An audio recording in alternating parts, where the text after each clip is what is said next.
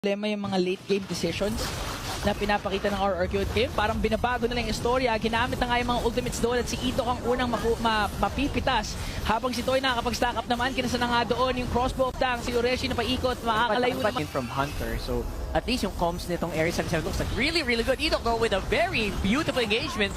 Flicker, sabay, Sipa, and there you go. Trying to go for a just for a save at this. medyo passive talaga ang kanilang galawan. Lahat defensive. Si Sutojin pumasok na. Ureshi baka ma-force out na naman yung heavy spin pag siya inaipit.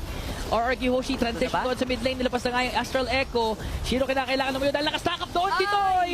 Oh, pinagpasapasahan nila yung damage pero ang punteriya ay si Shiro. Actual na laban na nangyayari dito. Puro pitasan ang nagaganap. Looks like it's another one here.